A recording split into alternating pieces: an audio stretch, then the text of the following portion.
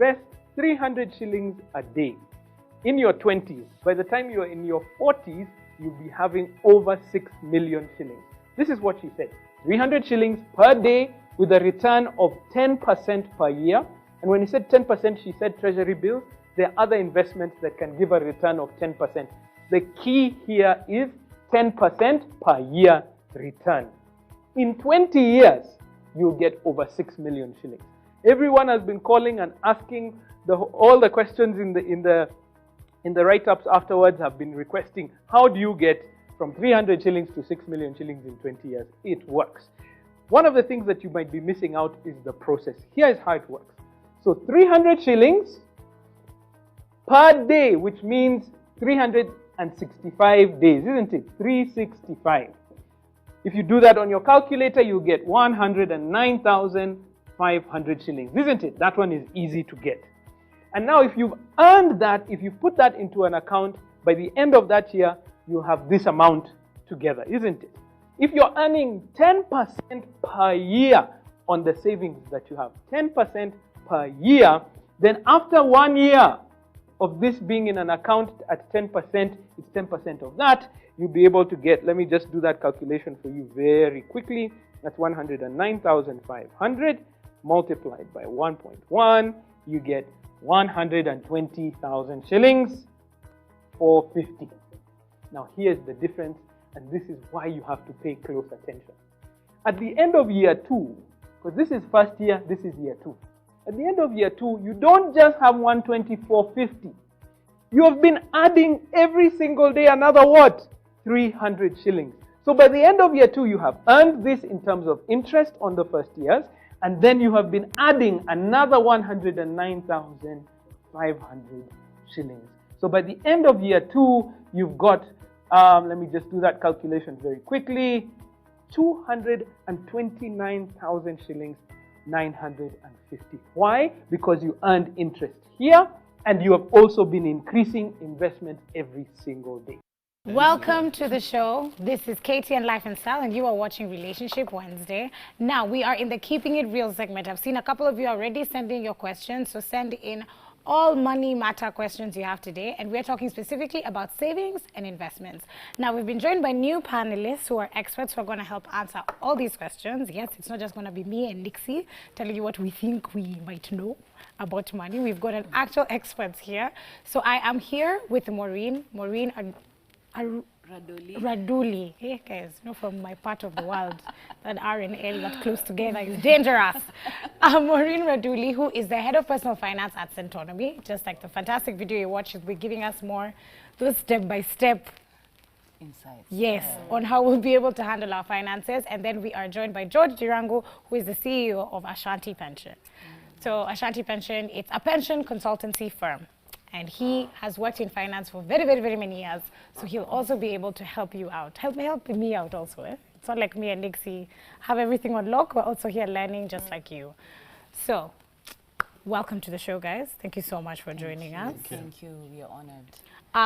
We were talking earlier with Adelaide and there was, yes, and Felicitas, and we were talking a lot about the culture that we have and why it's a lot of the reason for why people don't make the right financial decisions when it comes to what goals you want to set, when it comes to how much you feel you should save, or even just thinking that you just don't earn enough to invest. So I want us to talk about that myth of how much money do I actually need to have to start investing. Because some people have this large amount of money they imagine in their head and they're like, I don't have that, so investment is not for me. All right, from where we stand, we actually tell people that you need to start from wherever you are. Okay. Case in point, if you were to save 5,000 in a month, you only need 170 shillings in a day. Okay. And what would you do with 170 shillings in a day? If you left your house today with 170 shillings, what would you do with that money? Probably you're not even able to account for it. If I was to even buy lunch from KFC, the 350 pack, it will not even be enough. Yes. But if I was to put aside the 170 shillings every day, and I'm very disciplined at it, I'd have 5,000 shillings. at the end of the month. When I look at the whole year, I'll have about 60,000 shillings. And if I was supposed to put that money somewhere that would earn interest, I'd be looking at an interest of about 6,000 shillings if the money was earning a 10% interest. So it's never about having so much money. You can even start saving up 50 shillings a day. Yesterday I was watching a certain, I think the day before yesterday, a chama that started with 500 shillings per month. Okay. Today, as they speak, they are getting into real estate.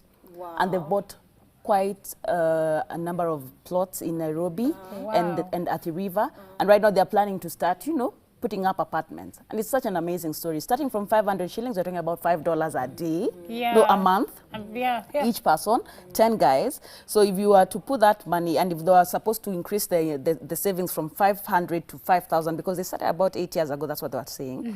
If they were to increase it to 5,000, we are talking about 600,000 shillings at the end of the year. So you start with just minimal amount. Yes.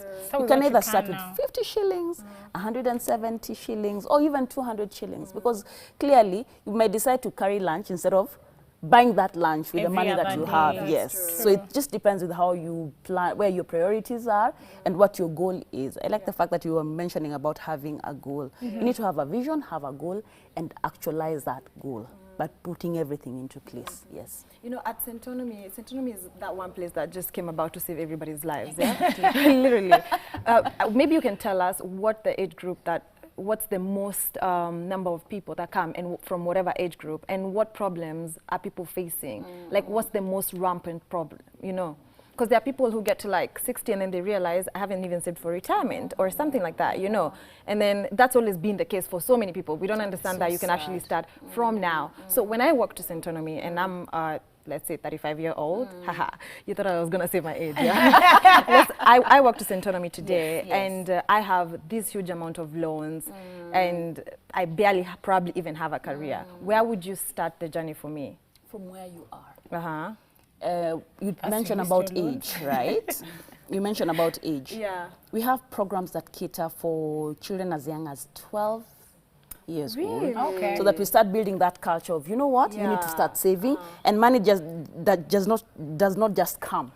You need to work for the money, and once you get the money, how do you manage your money? And then we have a program that deals with the young adults from the age of 17 and 24. Okay. Then now we have the personal finance that deals with guys, anybody who's earning an income. The other day I had an interview with a lady who's 22 years right now, and because she came for the personal finance class, she was able to finance a trip to Portugal without asking her parents, because she realized I only need to save. And we also have a module that helps you look at yourself and think of some of the skills you have, the talents that you have, some of the giftings that you might have, and you have never thought about them. So she thought, I can bake cake. Okay, so what do I do with these cakes? After 1 week, she was able to deliver 200 orders. And then she realized, okay, with this money, made with what? it's an amazing, once you start looking at yourself, because we tell you, apart from the money that you're earning, whether you're working, you have a business, or you're employed, you have giftings and talents. Centonomy will ensure that you start looking at yourself more than what you had ever thought about yourself. Then you start realizing, oh, I can do this. I can MC during the weekends, and here I'm working at Centonomy, throughout the week, and then during the weekends I'm MCing. That's what I do myself. So you get that extra coin. Then once you start getting that extra coin, and debt is a very pertinent issue, and it affects men, and they rarely talk about it. And what we say is, please list down all your loans. Okay. And then after listing down all your loans, don't go and get another loan that's bigger to clear everything so that you start paying up. Start paying up from the one that has the huge interest. Yes. Okay. Susan, you asked earlier about myths, and this year, 2019, is about, for me, it's about busting myths. And I think where it starts from, because many people want to save, many people want to invest, but they do not have, or they feel they do not have the money. And earlier, you talked about loans and all these easily accessible loans on mobile apps. Yes. What you should do, if you find yourself in a hole, you should essentially stop Don't Maureen dig is any saying. further. Absolutely. But more importantly, I think because of our culture, and we need to be true to ourselves, we need to appreciate that in our culture, we don't save. So you'll be going against the grain. I think that's where it begins, to know that this thing is going to be had, but it requires dire measures to be taken. Yeah. So how I look at it, or what I would recommend, is to set up, just to appreciate that there are three pillars when you talk about money, which is what we're talking about here today. There is accumulation of money, as one pillar. Yeah. There is protection of your wealth, and distribution. Maureen was earlier telling me how they do these classes on wills. Yeah. So accumulation is really about saving, starting to save with any amount of money that you earn. And how that is possible is to just be aware of costs below 1,000 shillings, because those are the most dangerous costs. Because if somebody comes to you and tells you, "Oh, look, this is 150 bob," you don't give it a thought. If you're walking by a mall and you say, "Oh, the offer, we are closing, the rent, this place has no more business, the supermarket moved, and these blouses are going for 700 each." You'll probably take 4 or 5, It's true. So any cost that is below 1,000 is actually very, very risky. And that is where your money is made or lost. I would recommend an app which is available on Play Store, which helps you keep track of your costs. And just, all costs during the day. It requires some discipline to keep entering them. Yes. But you're happy. You don't need to do it for all your life, but you'll know maybe after 2-3 months, this is what I spent. Yeah. So if indeed money below, or amounts below 1,000 are what is losing us money, then if you turn it the other way around, then that is the money that is available to be saved. Yes. First to be saved and then to be invested. Right. And it has to be a conscious effort. The Indians and everybody, they don't have a problem. It is a It's a culture. It's in their African culture. problem. Probably it has to do with the weather and the way, you can walk out and you probably get something to eat between here and Cabanas So we never that you didn't needed plant, Yeah. So, but we're in a world now where we need to save. Right. Earlier, because the next pillar, protection, is about risk and transferring risk, which was talked about here at great length by Adelaide. And if you transfer risks, medical, death, because how many times have you contributed this year to a funeral? Oh yeah. Several times, yeah. 1,000 watts, yeah. You get those texts from your, and it's ridiculous because it can be transferred. Yes, you're added, and you see you're there, and all this and the other. So these are things that can be transferred. So your risks are protected. So there'll be no surprises. So then you don't need to eat into what you've accumulated. And probably the final, and that will be maybe further down the road, is distribution, where you write a will. Where I come from, around Mount Kenya, we have a big problem with writing wills. But you write a will. And you can see the kind of problems, that we're seeing. Because if a will is written, and it is known who are the beneficiaries, probably you may not end up in a septic tank. If it is known, I'll get nothing. So there is money. If especially we're able to watch costs below 1,000 shillings, carry lunch, do everything you can. Check your transport. Buying small things every day. Absolutely. Parking costs. Absolutely. Yeah. Carry to especially the men out there. Carry lunch, it is okay. Can be a snack.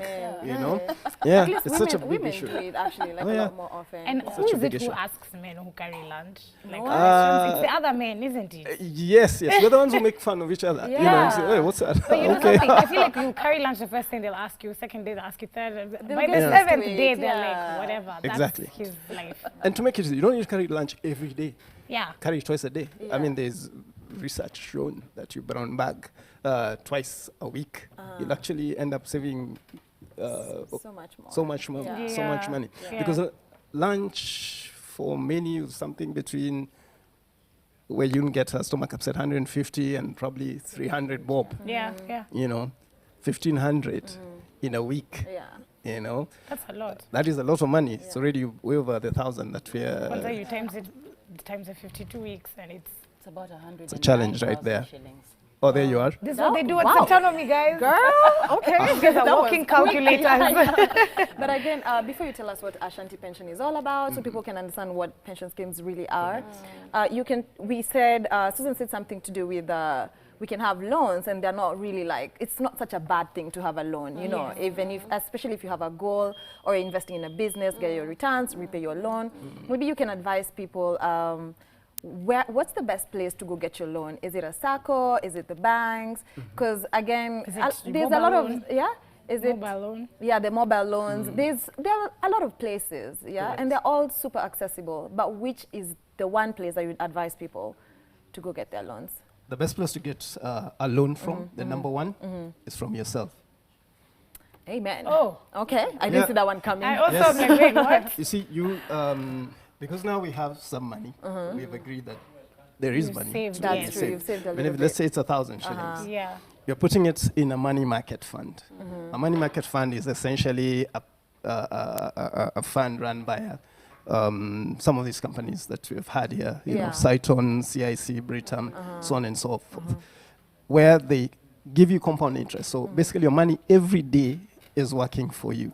So if you're putting away your money there and you have a need, then you borrow from yourself because you draw down your money and invest it wherever it is. And if the money is not enough, you say I've saved 30,000 and I'm thinking of a business venture that requires 80,000, then I can approach Maureen and say, look, I have 30, this thing is 80, would you like some shares in this venture? Can you put down? And because she'll see that I have skin in the game, then she'll probably. So the number one place is yourself. The second best, obviously, is a SACCO, because it's 1% per annum, which is 12%. It's, and you get dividends. So join a SACCO of whatever shape or form, and not those run by flamboyant preachers. Yeah, just a proper SACCO, organization-based, or at least church-based, and I'm saying that tongue-in-cheek, wondering what church. The churches and institutions have structure, some structure. Of course, the third will be then your bank, and the last or least is a mobile app. The interest rates are so high. That's what people do. Absolutely, absolutely. So much more than you would anybody else who was giving you that little amount of money. It's that thing for when the deal is too good, think twice. I mean, it's right here. Absolutely. If you touch a button and then they ask you have mobile number, then you're even smiling as you do it, you have money. My friend.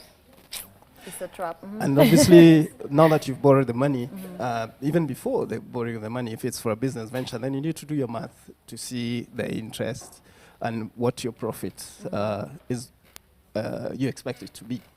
You know, otherwise then possibly you should not borrow if you're going to make less than 40-50% margins of whatever you're investing in. And I think that's something we keep on telling people in Centonomy. Please don't borrow if you know your interest or the return you're going to get from the money that you would have gotten to invest is not gonna meet your repayment. Like you must have a repayment plan before you even think of borrowing the money. Otherwise, you'll be plunging into more debt. Yes. So you must have a proper repayment plan, and that means the interest, the return that you're getting must be more than what you are planning to repay. Yes, that's the rule. You spoke about obviously saving from what you've earned. Yes. And we've had very good advice. Look at the cost under 1,000 because those are very dangerous ones. Yes. And then there's using your talents to earn more income in any spare time that you have. Exactly. Which these days there's even great things. You can do it from your phone or your laptop. You don't even have to leave to go do the work somewhere else. But now when it comes to investment options, there are people maybe who are very diligent with their saving or maybe are paid in lump sums of money so they can have some little somewhere, but they don't know where to start. They hear money market funds, they hear unit trust, they hear fixed deposit, they hear kuna vitu zinaitangwa shares, they have no idea what are all these investment options. When you do go, and I have done this, go to your bank to talk to somebody so they can break it down for you. The jargon, the money, the percentages they speak in, your mind is so, even if you're taking all the notes while they talk to you, you leave that room and you don't feel, you actually feel like you knew less than when you first came in.